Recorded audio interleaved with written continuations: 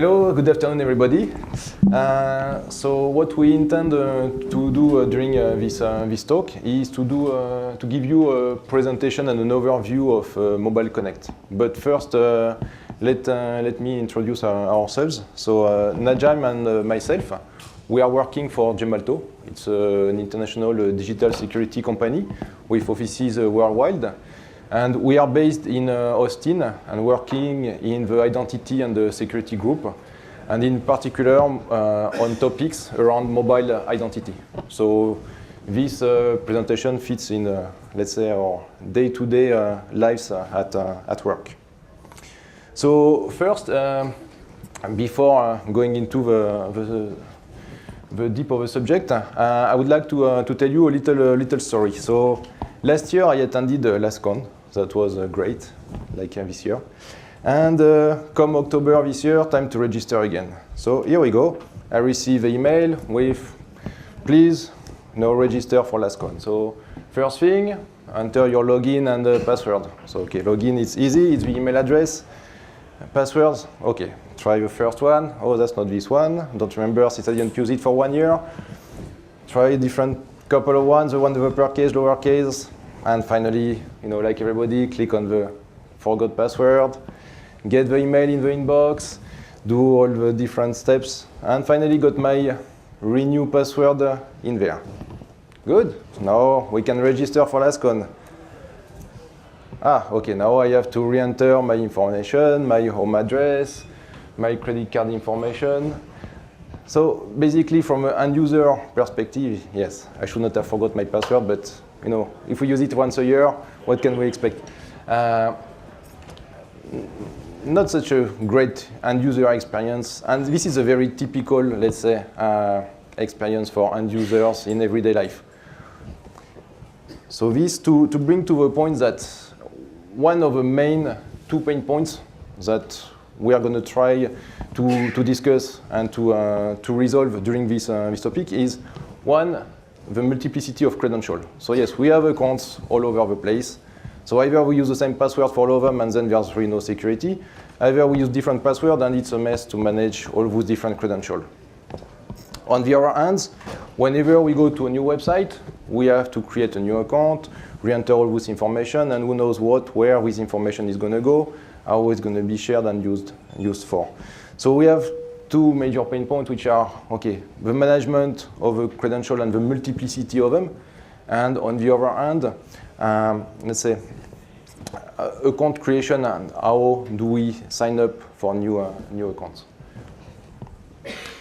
So now, if I bring a comparison, when I want to give a phone call, I take my phone, I press the call button, that's it, simple, nothing else to do. So we all forget about password, but nobody forgets his phone number. So today we're going to talk about Mobile Connect and see how it brings simplicity in end user experience for these 2 major pain points. So what if I don't need to remember my passwords anymore? What if I know when my accounts or my credentials are used? And what if I don't need to enter all my personal information? So let's see if Mobile Connect can answer to those and provide a much better user experience. So during this presentation, we are going to first go through a little overview of existing solution and their limitation for authentication. Then we'll go into Mobile Connect to give an overview and the details of its architecture and what are the different components that are involved into Mobile Connect. We'll bring some example and use cases and some real life video of what it could look like. And finally, we'll discuss the challenges that are brought by Mobile Connect and the deployment of it. So first, online authentication has been there for some time. So let's look at existing solutions that are out there and their limitations. Passwords, I mean, they're the most widely used because they are the least expensive. you know. And inherently, you know, it's just what you know, so it's inherently weak. You know. If it gets stolen, you don't know that somebody else knows your password. How many passwords do you remember? You know, if you make your passwords too strong, it's hard to remember. Whereas if it's too easy, it's very easily broken. So password manager, browser, autofill do help in that sense, but still the weakness is still there. And then you have stronger solutions that are out there. One-time password, PKI, these are token-based solutions. They're very strong, they're very good, but they're not very convenient. I mean, how many tokens can you carry? You know, as Benoit was saying this morning, one guy took out his keychain and he had like tens of tokens in his keychain. So how many do you do? It becomes difficult to manage. PKI, lifecycle management, is a pain. Whoever is working with PKI, we know about that. Then you have out-of-band mobile, you know, where a lot of the banks and providers, what they do, they send an SMS with a code, then you need to put that code into the website to authenticate. It's a strong solution. But in terms of usability, I mean, still it's not very convenient. And then you have apps that are there that the code is sent to the mobile app where you just click, but then it requires a smartphone. And then you have other out-of-band mobile solutions like that. Sometimes, you know, a call is made instead of an SMS where you listen to that code and enter that code. So it's strong, but it's not very convenient. And then you have social login, like you can use Google and Facebook to log into other websites. Very, very convenient, definitely. But not vetted. You know, anybody can go and open an account on Google and Facebook. So how do you trust the information that the user is given? How do you trust the user? So it's not vetted. And then what about user data? You know, we all realize at some point, you know, you go and register on something, you give your email address. Next thing you realize is you're being, you know, bombarded with spam emails. So how do you control that? And then convenience versus security. Always we see that, you know, if a solution that is very convenient usually lacks security, and which are the stronger solutions that are out there are not very convenient. So a little bit of background. So in this figure, if you see on the left-hand side, that's the figure of number of mobile devices, including machine-to-machine, that are connected today in the whole world. You can actually go to this website. Shows it's a real-time data. It will show you the number of. If you just Google GSMA intelligence, you can get to this page. So more than 7.5 billion mobile devices. That's more than the human population today. And then the middle one, that is the important one, that is 3.7 billion unique mobile subscribers. That's more than half of the population.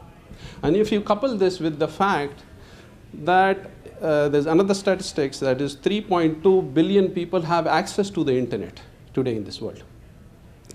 And we see that more and more services are going online. In many cases, you have online-only services.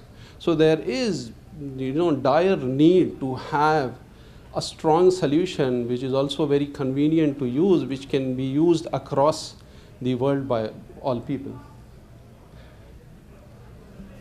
So GSMA, which is an association of you know, mobile operators, which has more than 800 operators around the world, 250 companies, they thought this as an opportunity, because here, you know, people are carrying that mobile that can be used to identify them. So they came up with Mobile Connect. Now Mobile Connect uses your mobile as your identity. It provides authentication by matching you with your mobile. So using this, you can easily log on to websites without the need of remembering username and passwords. It provides transaction signing, so when you do, you know, transfer money from your bank, you can use that. And it provides attribute sharing. Attribute sharing here is your data, your email address, your phone number, your home address. So it provides the user control. So the user has to consent to give out that information to service providers. It's a federated identity service. That means that the identity is provided by a third party. And then it's an architecture framework kind which provides various authentication methods underneath, from lower assurance to higher, stronger assurance. But importantly, it's transparent to the user. So the user experience is the same. And it's a standard by GSMA that GSMA came up in Feb 2014. So a little bit on the standards. So Mobile Connect it's a GSMA standard. So GSMA specifies a lot of specification.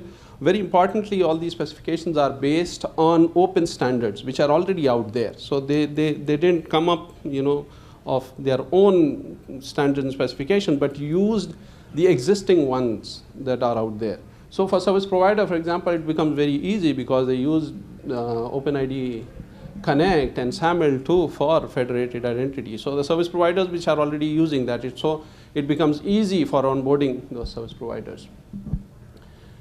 And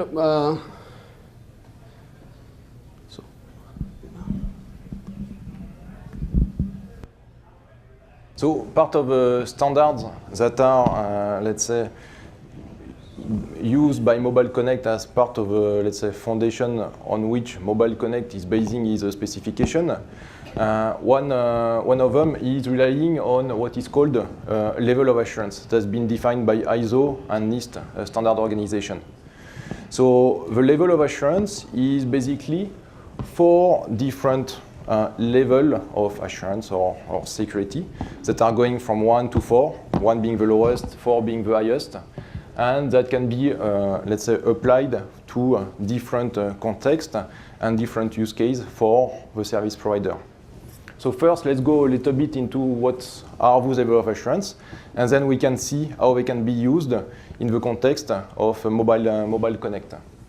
So first, level of assurance 1 is just little or no confidence. So that would be typically a cookie stored in your browser, or maybe just checking your IP address. So it gives some information that it's maybe the same user or the same machine or same browser coming to your website, but there's really no guarantee about identity, no authentication or security as per to say. So this one is definitely not being taken into account and addressed by the Mobile Connect solution for authentication part. Then we have level of assurance 2, which is like the one that we know most, the username password, for example. That's the standard, let's say, standard one. It could be also the fact that you have your mobile phone, so it's like a one-factor authentication in some ways. That's what is mainly used for web or mobile commerce application. Yeah. So then we have level of assurance 3. So this is a two-factor authentication. So something you have and something you know. So that will be, for example, a one-time password solution where you log into a website with your credentials and then you have to enter a one-time password into this website from a token that you may have separately. It could be also the fact that on your mobile phone you enter a PIN code, so that will be another way. So it's application-wise, it's for like use case like banking or enterprise where you want to protect, for example, high-value transaction or transfer of funds, or you want to protect some very sensitive data and access to critical infrastructure. And then you have level of assurance 4, which is, let's say, based on the level of assurance 3. With additional, let's say, constraint in terms of storage of key and cryptography, where it is more stringent. For example, you have to, regarding the storage of your cryptographic information needs to be done in some tamper-resistant device. There are some more processes around the management of those cryptographic element and data as well. So those applications are mostly for like e-government and health market. So like, for example, citizens that are able to pay with like a citizen card, their tax and this type of things. So that's for the different level of assurance. So with Mobile Connect, they are addressing level of assurance 2 to 4, because with level 1 there's really not much security and to be done. So now we talk about Mobile Connect. So let me tell you from an end user standpoint, what does that mean? What is it? What is the user experience and what is happening? So on the top left part there, you can see I'm the end user. I'm going to my device to access a website. Let's say I want to access my bank, for example. So I go there on my PC, go to my bank, and there on the website of a bank, we have a traditional login name, password, login page. And in there, we will have an additional button that will be for login with Mobile Connect. Same way that you find today for other, let's say, identity provider or identity federation model like Facebook or Google, you'll have that kind of button. Then you'll be prompted onto a next page where you'll be able to enter either your phone number or an identifier. And that, depending on how it's implemented, could be implemented on the service provider, but in most of the cases, that would be implemented in an identity gateway. So the service provider may not be even aware of some personal information, like your phone number. So then that's on the consumption device. So at that point, I enter my phone number or something that will allow the authentication or identity federation to know who I am. And then I will receive on my phone a notification. So there's different types of notification. First, let's say it's a basic access to my website, to a website. I just want to consult some information. I will receive a, do you want to log in to your bank? Yes, no. And just on my phone, I just press OK or cancel, and I will be logged in into the website. Now, let's say if it's a more a transaction that requires maybe a little bit more security. So let's say now I want to transfer some money, or I want to log on to my, let's say, 401k.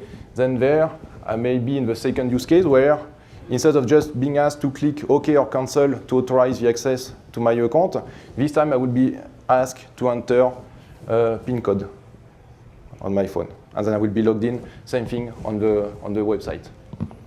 So basically on one place, we have a consumption device where we try to access the service provider information. And on the other, on the bottom part, we have the mobile phone that is used as the authentication device. Okay, so that's kind of for the overall view. So now let's go a little bit into the more detail of end user journey. So as we just see, so first let's look at the level of assurance to the click OK user journey. So that's what we discussed, the service provider page with a traditional login. And then in there, we'll have an additional button or whatever for the Mobile Connect option. The user will click on that, will be redirected to an identity gateway or identity federation solution, where he will enter his phone number or some other user identifier. Then we prompted to check his mobile phone. On the mobile phone, receive information. Okay, do you want to enter, login into your account? And this message will be fully configurable by the service provider. So they can put something that is very contextual to what the user is trying to achieve. I click OK, and then I will be logged in into a website I'm trying to access. So in this case, it's my insurance information. In the case of level of assurance 3, so for this case, let's say for something that is a little bit more secure, and this can be also chosen at the service provider level. Depending on what security they require, they can request the different level of assurance that they need. So you could imagine to first log in to a service provider with just clicking OK, and then at the time you want to do a transfer of money, for example, between two accounts, then you'll be asked, for example, to enter the LOA3, like in this case. So same thing, you'll have your standard login page for a service provider. The only thing they need to add is to integrate a Mobile Connect additional authentication piece. Same user experience. We are asked to enter a username or a user ID or a phone number. Check on your mobile phone, and on your mobile phone you receive, please enter your personal code to authenticate or perform the transaction. And same thing now, you authenticate into a service provider. So very similar user experience with different level of security. In one case, you just need to click OK to enter, and in the other case, you need to basically enter a PIN code that you will have defined on your Mobile Connect application. So next we have the attribute sharing experience from the end user perspective. So again, the end user goes to the service provider page, clicks on the Mobile Connect button. Then he's presented with the page to enter his mobile phone, as we've seen before. Check your mobile, then enter your PIN code. And then the identity provider will prompt the user that if you want to share, in this case, your email address, home address, or it can be any other personal information with the service provider. Now, if the service provider clicks, if the user clicks no over here, the authentication will still go through, but when the service provider asks the identity provider for these user attributes, the identity provider will not provide those attributes. If the user clicks yes over here, then he will be logged in, and it's based on OpenID Connect. So what happens is the access token goes to the service provider. The service provider will make a direct call to the identity provider to get these attributes. So here there's two important things to note. One is consent from the user. So user is controlling what information he's sharing with service providers. And in the service provider point of view, the information that is coming, it's vetted. It's coming because, I mean, there has been a previous step that the data that is coming is authentic. So a little bit on the Mobile Connect ecosystem. So over here, if you see on the left-hand side, that's the end user domain. So we have the end user. He has his mobile phone, a SIM card on his mobile phone, and an application which is running on the SIM card.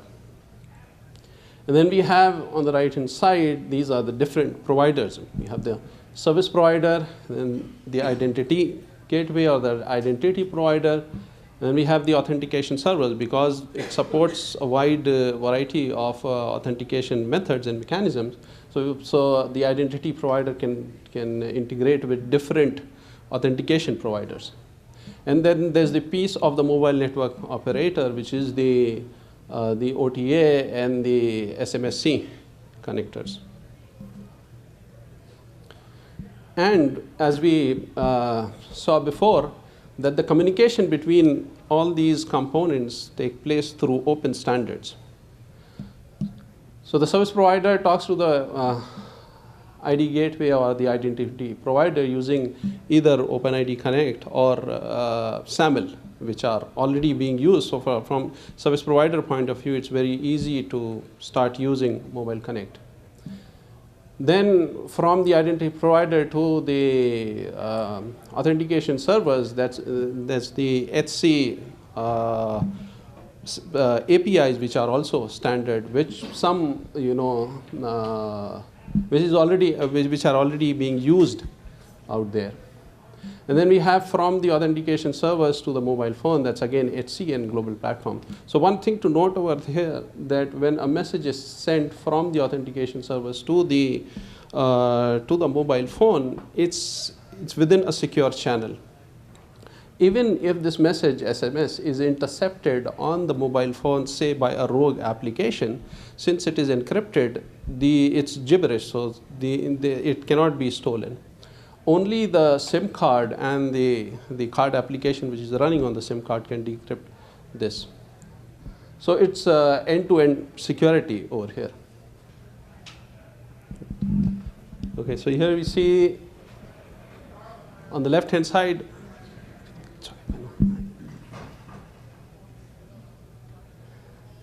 So here we see on the left-hand side, that's the service provider page, and the right-hand side, that's the screen sharing of a mobile device.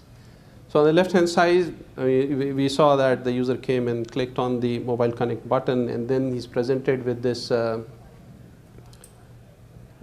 page for. Okay.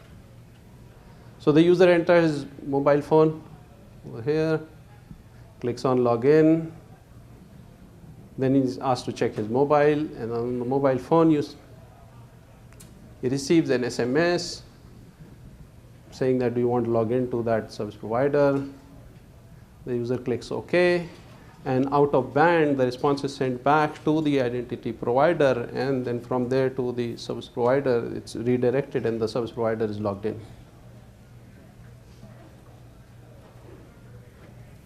So this is the same, but level of assurance where starts with the same. So the user experience is very similar. The user clicks on mobile connect button, enters his phone number, clicks on login. So this time, instead of just an OK button, he'll be asked to enter his PIN. So this is two factors, what he has and also a PIN, that what he knows. So that is added level of protection. And then the user clicks OK. Out of band, the response is sent back to the to the identity provider that the authentication was successful, and then the identity provider will redirect to the service provider, and the user is logged in. Okay, so now that we've seen some example and use cases of Mobile Connect, as well as the user experience, let's talk about some of the challenges of deploying a Mobile Connect. So one of the first challenges is deployment. So Mobile Connect, in fact, is using or can use some applications that are running on a SIM card that is running in the mobile phone. So in order to deploy those applications or to have those SIM cards in mobile phone with Mobile Connect application, there are some either application loading and preparation that needs to be done either in factories for deploying to telecom operators, or that needs to be downloaded over the air through the network of telecom operators. So that's one of the main, one of the first challenges is to make sure that users are deployed and have those Mobile Connect capable application on their device. There are after some ways to mitigate that, because in fact with Mobile Connect the technology underneath is completely hidden for service provider, because as we saw, it's based on level of assurance and not on the technologies that are underneath. So we can there can be usage for service provider of let's say the same level of assurance regardless of the different technologies that can be deployed within a telecom operator or within multiple telecom operators. Then on the second of the challenges is the, let's say, onboarding of service provider slash telecom operator. So it's kind of like the chicken and egg problem. You need to have a lot of service provider to make the service attractive for end user and for them to use them. But at the same time, in order to onboard service provider, you need to have, let's say, a population of end users that can use this service that is wide enough so that it makes sense for service provider to deploy this service. So one good aspect is that those specifications are coming from the GSM Association, which is the association of telecom operators that regroups all of them around the world, and basically they are pushing strongly for that. So from the telecom standpoint operator, that's something that they are pushing in order to have it deployed at countries level at a minimum and worldwide, obviously.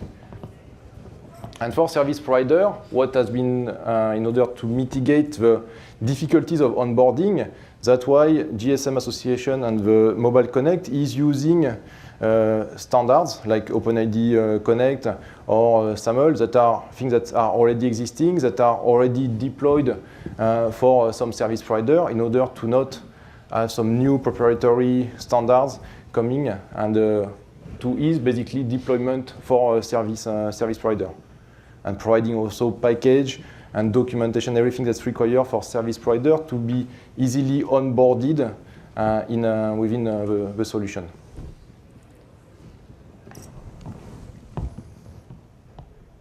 Okay, so that's for the main challenges of the deployment of a solution. Now, just to come up with a conclusion. So, as we discussed in the beginning, today when I want to give a phone call, I just take my phone and press a button. Very simple, very easy user experience. In the digital world, it's not yet the case. So what Mobile Connect is bringing is basically the kind of the same type of user experience where you have convenience, but at the same time, you have also security. So with this Mobile Connect solution, service provider will be able, in a consistent manner, and to provide and to use security services for authentication and also signing up user, while having the user being in control of where his credentials are being used and when his information is being shared or not, and to be in control of that.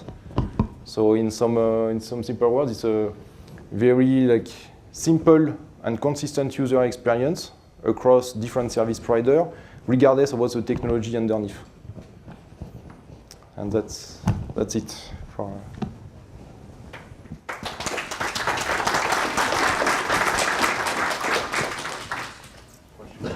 Anybody have any questions? Hi, Mike Schwartz from Glue. I had a question about the level of assurance 3 that you mentioned. The NIST guidelines for LOA 3 say that you have to identity proof the person, which means an in-person identity proofing. Level 3 also says that you need to check that the credential shown, like the driver's license or passport, you have to check with the issuer of that credential that it's still valid. So is your framework for authentication going to include mandatory identity proofing requirements? And if not, how can you say it's LOA 3? Okay, so this from this specification from the Mobile Connect and the GSMA, in the LOA 3 used by the GSMA, so the telecom operators are already going through some identity proofing and vetting of information as part of requesting you as a subscriber to get an account in their premises and so on. So that's one piece. After, there could be some additional mechanisms that can be added, but I believe it was mostly for level of assurance 4, where you have really much more stringent, let's say, government documentation verification for that matter. So another point on that question. So there's two things over here. One is the registration process, where the user is registered with the service, and the other, which we showed over here, is the usage of the authentication or the usage of the process. Over here, there's no, as you said, validation of the document. But when the user signs up with the service, say for a bank, he goes and registers. At that point, that vetting of his, documents or identity will be done. So once the user is registered, almost never is that checked with the issuer. So what you're doing is actually at best in LOA 2.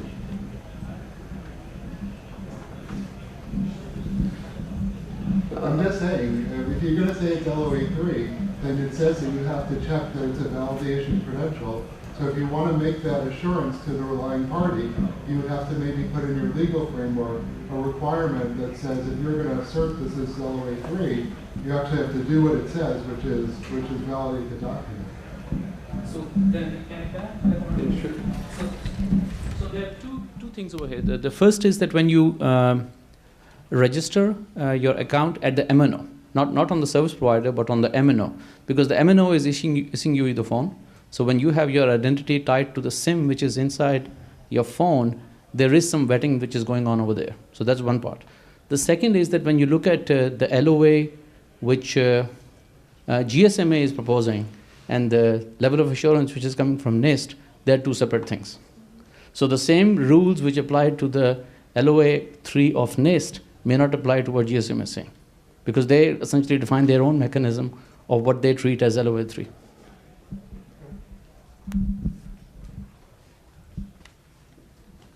Any more questions? So what's the level of adoption of this technology right now by the service providers? So right now the specification, so as Najama said, the specification came out in February 2014. So it's, from a standard standpoint, in this type of world, it's let's say pretty recent. So there are some deployments that are already in place and some that are ongoing. On the GSMA Association website, you can have you have a list of a few countries that already has deployed some solution around Mobile Connect or similar solutions. There are some other topics, like some other ongoing deployment. I can't really talk about it in public, but there are some very strong push from the GSM Association to deploy that. And what we see is that per countries, telecom operators are getting together to provide this type of solutions.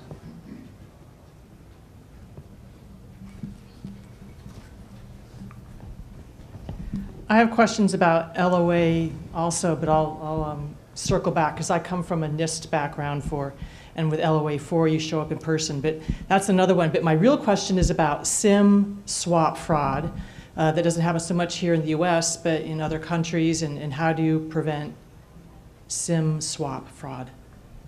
Okay, so yes, so in the case of SIM swap, so when you register for Mobile Connect at your telecom operator, as we didn't went into the detail, but there is a registration process where some credentials are going to be installed on your SIM card application, or they will have been done already in factories. So when you do a SIM swap, at that point, your telecom operator is going to be aware of a SIM swap. So the Mobile Connect that you're registered for at your telecom operator, they will know that now you've done a SIM swap, so you have a different SIM card on your phone associated with your phone number. And the credentials that you had previously are not valid anymore, will be discarded, and you will have to either re-register again to your telecom operator in order to re-enter, for example, the PIN code that is used for the level of assurance 3. And there's also could be, depending on service provider or some use cases, it's up to each service provider or telecom operator how they want to implement that, but a way to automatically deregister you from those certain, let's say, specific service provider. Let's say there are some very secure service providers that want to make sure that this type of event trigger unregistration or unlinking, let's say, of your Mobile Connect account with them, that these kind of things are also part of it. Today, in the GSMA specification, in Mobile Connect specification, they have specified that, yes, SIM swap is part of the lifecycle use case. They have not gone yet into the detail of how they want to manage it. Today, they talk about unregistering a user and having the user register himself again. It's still a working in progress for this specification. They are still working on those parts. So what's the business model for this? Who's going to pay? The RPs, the service providers? How does this whole, why would a service provider deploy this? So the business model, I think, would be varying depending on probably countries and also types of service provider. So today, a business model may be that either in some countries the end user will pay for it, or could be service provider paying also for the service. It depends what is, let's say, each service provider looking at. For some service provider, they want to provide additional securities, but they want their end user to pay for it. for some other service provider. They value the attributes or the personal information they can get, or the simplification of registration they can obtain from getting, let's say, kind of vetted personal information from the telecom operator. In that case, the service provider will be the one paying for it. So there's not one business model that fits all the scheme. But in general, it's the service provider is going to get money from either the from the website or from the consumer. So it's a revenue stream to the telecom operator. Yes, and to a service provider as well, depending. I mean, in this case, the RP and the service provider is the same. Does this have any dependency on the eSIM initiative? So in fact, this mobile connect application can be deployed on various, let's say, SIM, eSIM, or secure elements that can be on a mobile phone. Okay, cool. Yeah. Thank you.